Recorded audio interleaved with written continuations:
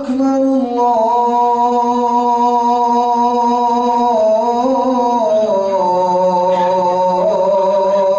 الله أكبر. أشهد أن لا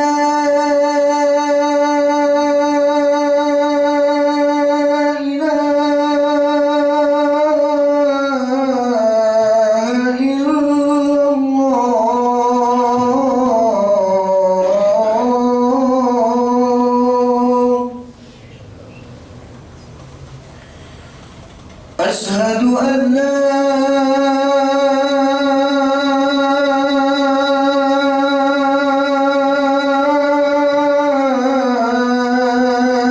إله إلا الله.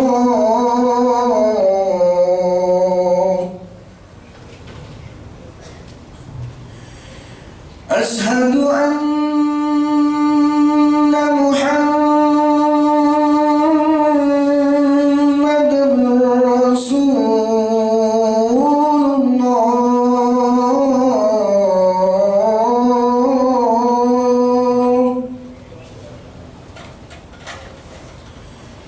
أشهد أن محمدًا رسول الله.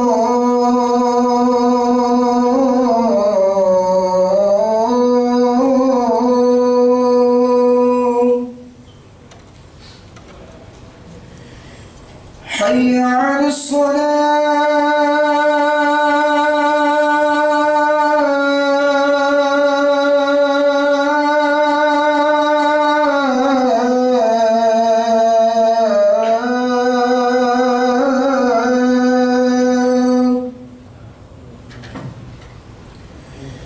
حي على الصلاة.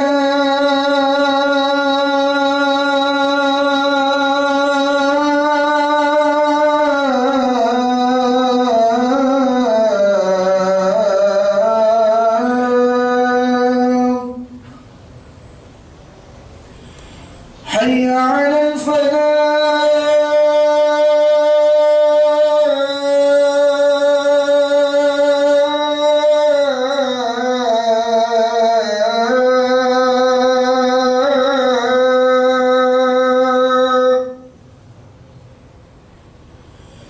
حي على الفلاح.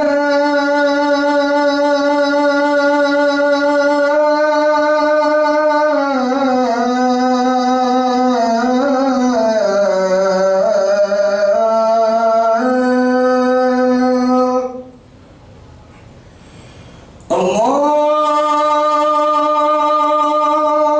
أكبر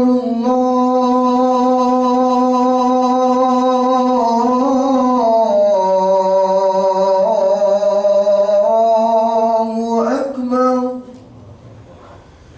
لا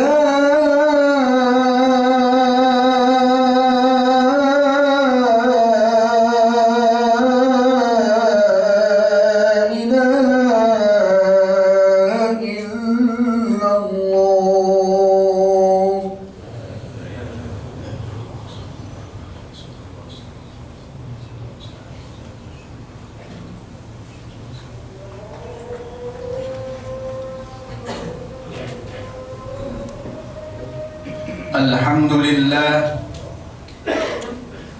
الحمد لله الذي نزل القرآن هدى للناس وبينات من الهدى والفرقان. الحمد لله القائل واعتصموا بحبل الله جميعا ولا تفرقوا. أشهد أن لا إله إلا الله وأشهد أن محمدًا عبده ورسوله. اللهم صل وسلم على سيدنا محمد وعلى آله وأصحابه أجمعين برحمتك يا أرحم الراحمين. ومن دعا بدعوته والتزم بطريقته وجعل الأكيدة الإسلامية أساسا لفكرته والأحكام الشرعية مقياسا لأعماله. أوصيكم عباد الله بتقوى الله وأحثكم على طاعته واستفتح بالذي هو خير. Alhamdulillahirrabbilalamin. Kita panjatkan kehadirat ilahi Rabbi Allah subhanahu wa ta'ala yang telah memberikan demikian banyak kenikmatan kepada kita dalam kehidupan ini. Dan tidak ada kenikmatan yang lebih penting, tidak ada kenikmatan yang lebih mulia di samping dengan nikmat Islam. Karena dengan Islam ini kita memiliki pandangan hidup yang jelas bahwa Allah subhanahu wa ta'ala yang telah menciptakan alam semesta ini, dan kita di dunia adalah untuk beribadah kepada Allah, di mana ibadah dalam pengertian yang luas adalah menjalankan seluruh perintah Allah dan menjauhi seluruh larangan Allah subhanahu wa ta'ala.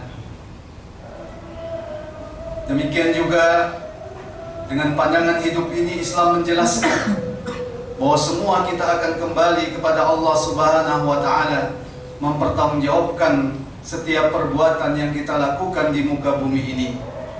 Maka tidak ada satu perbuatan pun yang bisa luput dari yaumul hisab, hari perhitungan, di mana manusia akan ditimbang dosa-dosanya maupun pahalanya, dan akan diberikan balasan sesuai dengan apa yang dia lakukan di dunia.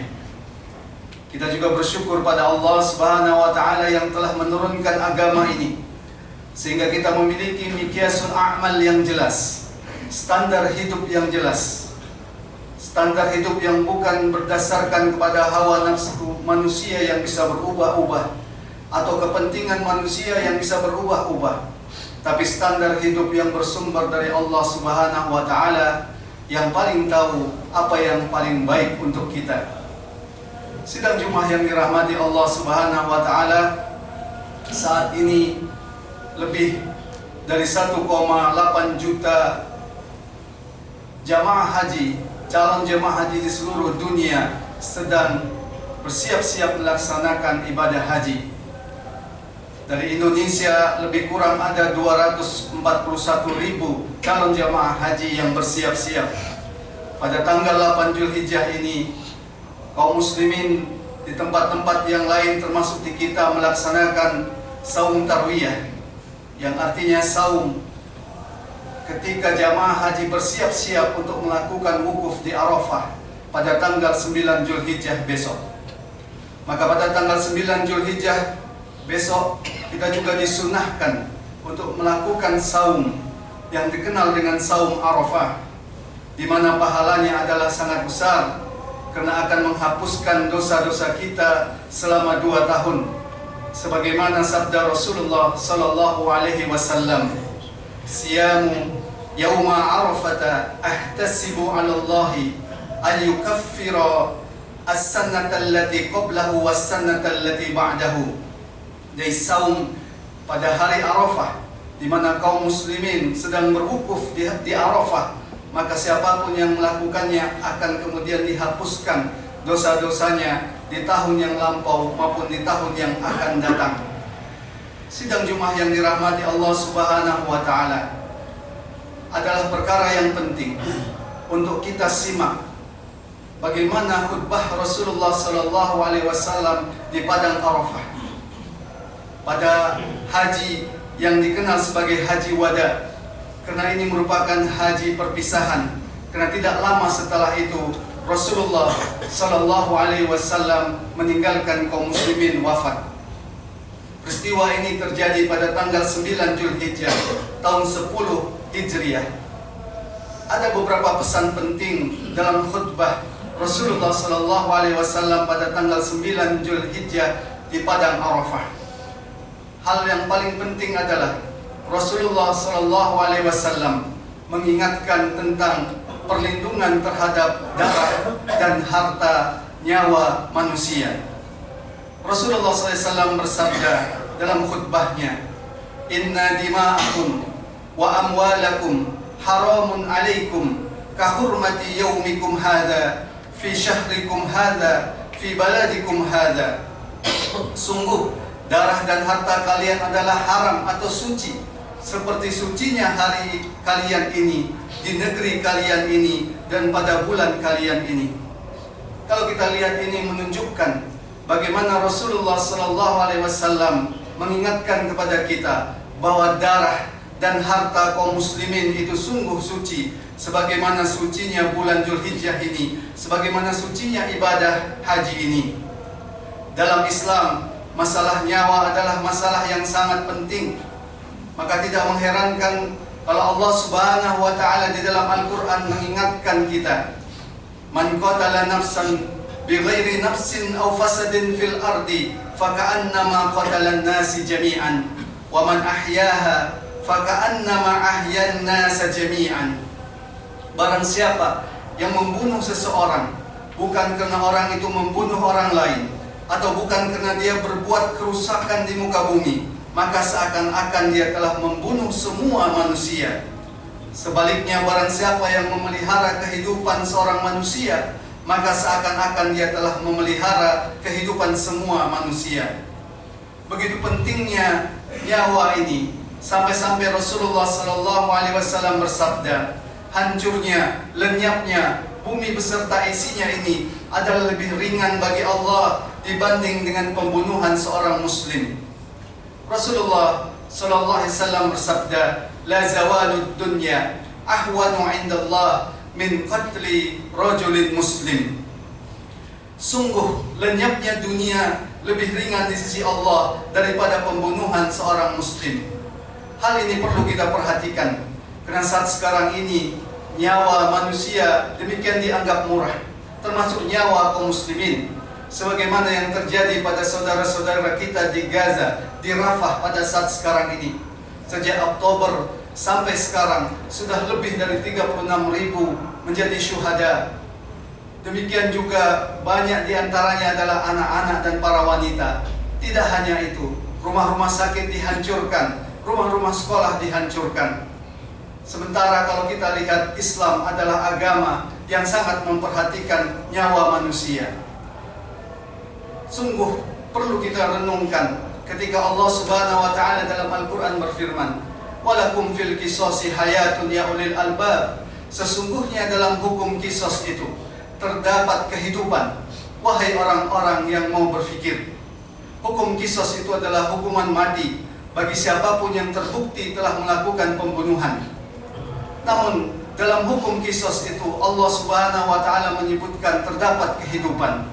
Walakum fil qisasi hayatun ya ulil albab. Ini menunjukkan demikian pentingnya menjaga nyawa. Karena itu dalam Islam, hukuman bagi orang yang membunuh tanpa alasan yang hak adalah hukuman mati. Ini untuk menjaga kehidupan manusia. Kalau kemudian keluarga korban memaafkannya, maka dalam Islam ada pembayaran diat, dan diat ini juga nilainya sangat besar. 100 ekor unta, 400 ekor diantaranya sedang dalam keadaan mengandung, atau lebih kurang 1000 dinar emas, di mana 1 dinar emas itu artinya sama dengan 4,25 gram emas. Karena itu sidang Jumat yang dirahmati Allah Subhanahu wa taala, menjaga nyawa manusia ini menjadi perhatian utama dari penguasa-penguasa kaum muslimin, agar nyawa rakyatnya itu bisa terjaga. Tidak mengherankan ketika ada seorang muslim yang dikeroyok di pasar Madinah oleh orang-orang Yahudi, karena laki-laki muslim ini telah membela seorang muslimah yang dinodai oleh orang-orang Yahudi pada waktu itu di pasar Bani Qainuqa di Madinah.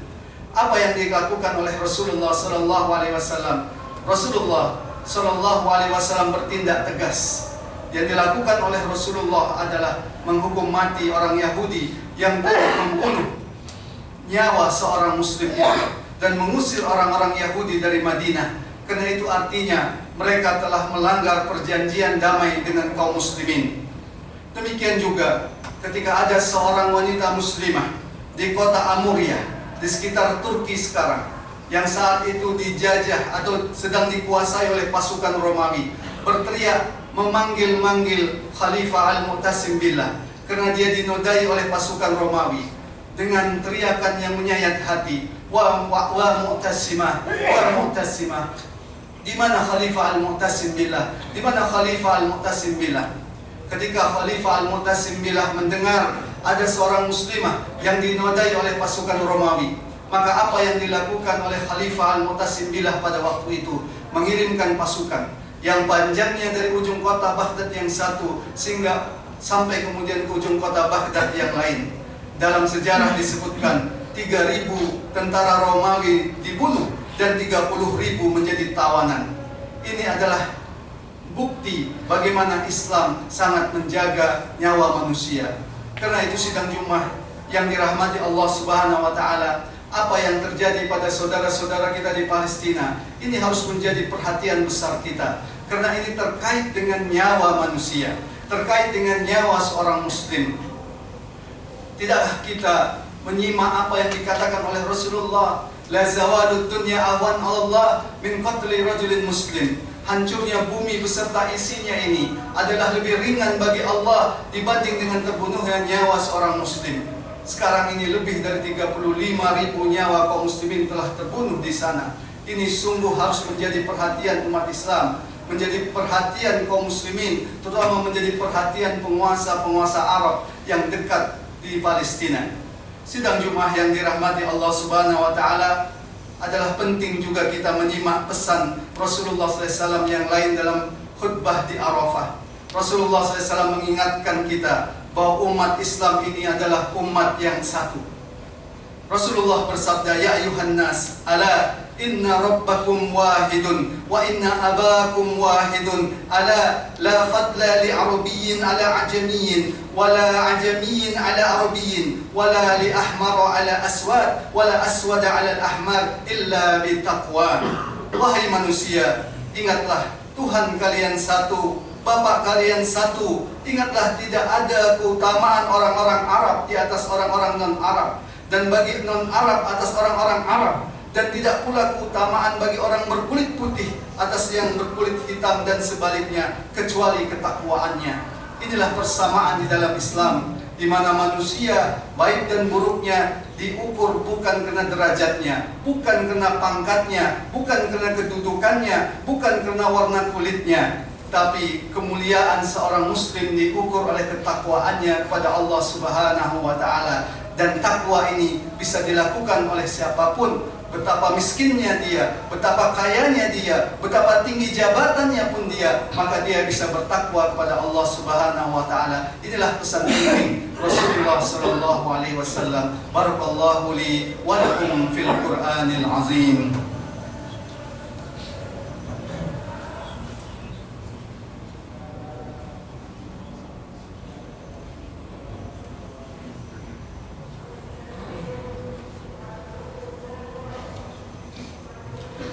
الحمد لله نحمده ونستعينه ونستغفره ونتوب إليه ونعوذ بالله من شرور أنفسنا ومن سيئات أعمالنا.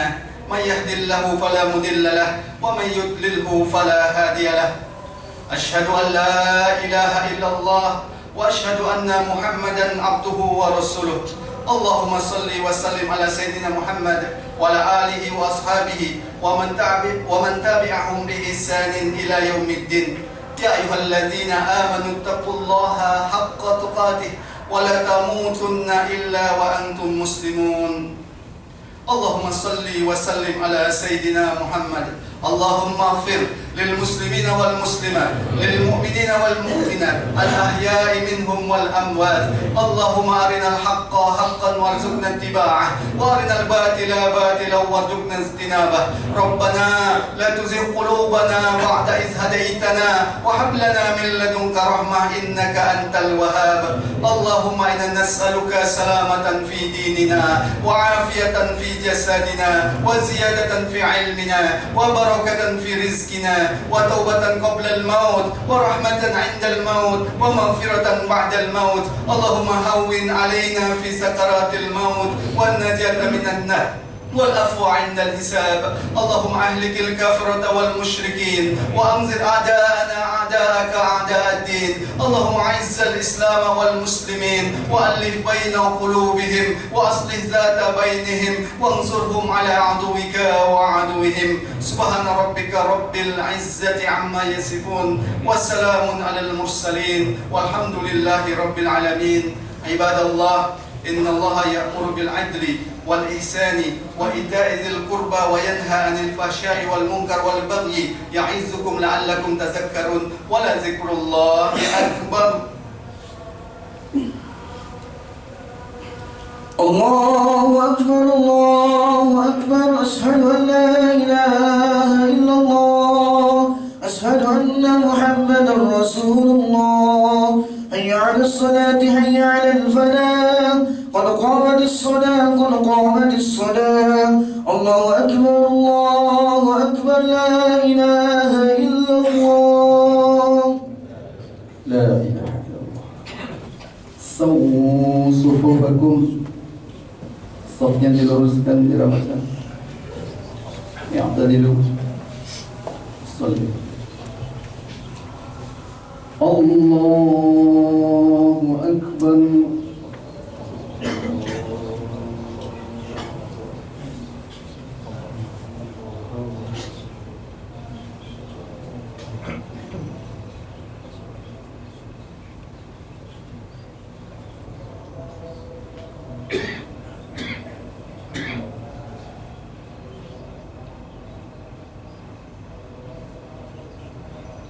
بسم الله الرحمن الرحيم.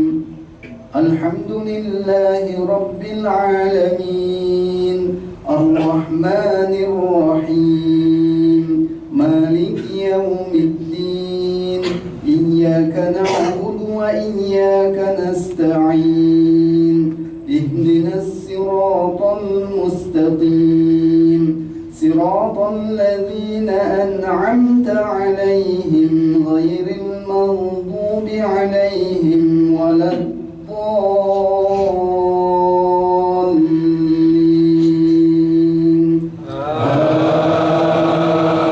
آمين.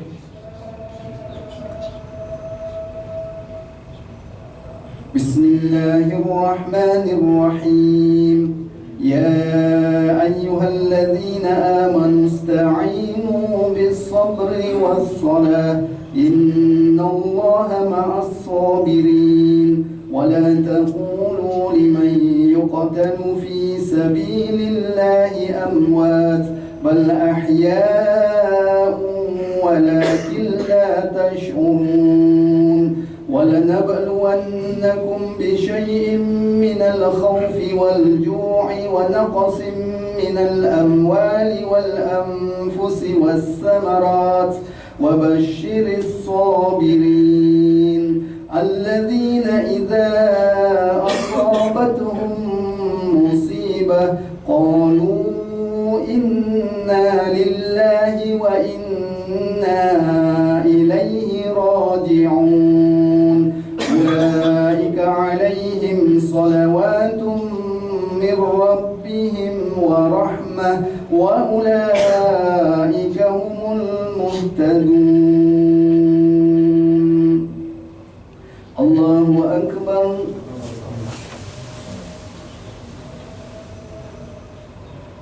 سمع الله لمن حمده.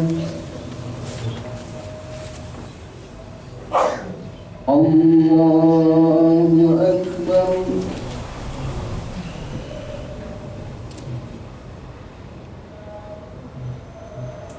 الله أكبر.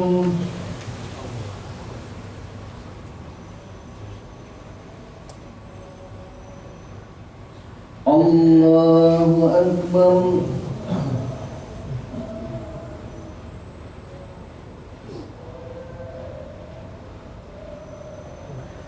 الله أكبر. بسم الله الرحمن الرحيم. الحمد لله رب العالمين الرحمن الرحيم مالك يوم الدين. إياك نعبد وإياك نستعين اهدنا الصراط المستقيم صراط الذين أنعمت عليهم غير المغضوب عليهم ولا الضالين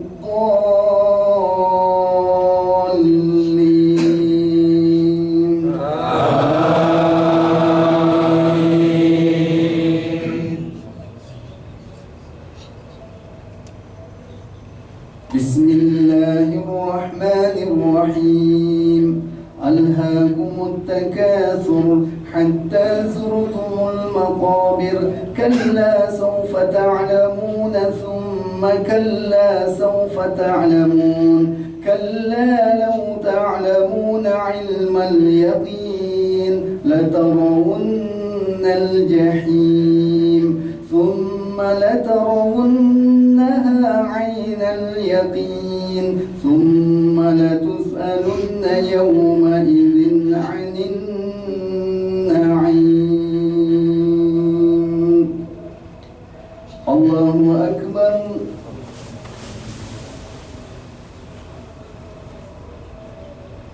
سمع الله لمن حمده الله أكبر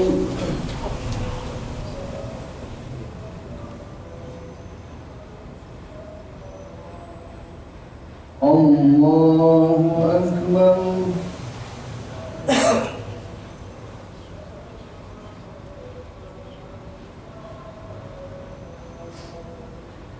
الله أكبر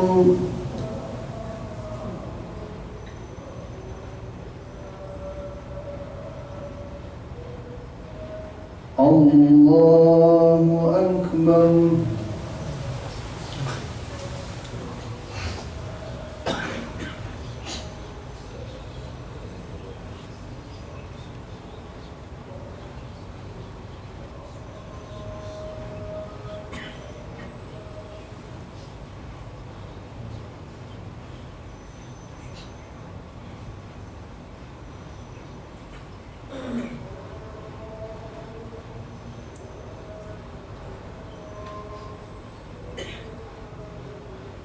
السلام عليكم ورحمة الله السلام عليكم ورحمة الله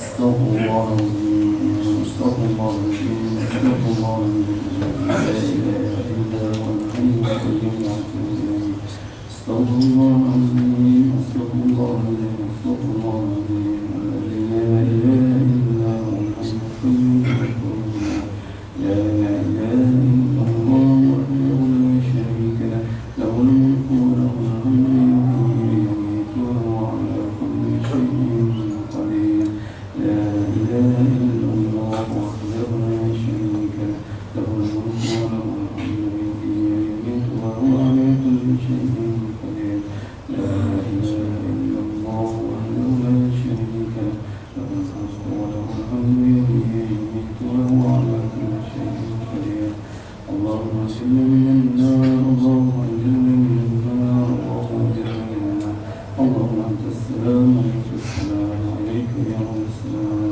عليك يا رب محمد السلام ودخلنا الجنة دار السلام تبارك ربنا وتعاليك يا ذا الجلال والإكرام اللهم لا مانع لما أعطيت ولا معطي لما منعت ولا راد لما قضيت ولا ينفع ذا الجد منك الجد أعوذ بالله من الشيطان الرجيم لقد جاءكم رسول من أنفسكم عزيز عليه ما عنتم حريص عليكم بالمؤمنين رؤوف رحيم فإن تولوا فقل حسبي الله لا إله إلا هو عليه توكلت وهو رب العرش العظيم لقد جاءكم رسول من أنفسكم عزيز عليه ما عنتم حريص عليكم بالمؤمنين رؤوف رحيم فإن تولوا فقل حسبي الله لا إله إلا هو عليه توكلت وهو رب العرش العظيم لقد جاءكم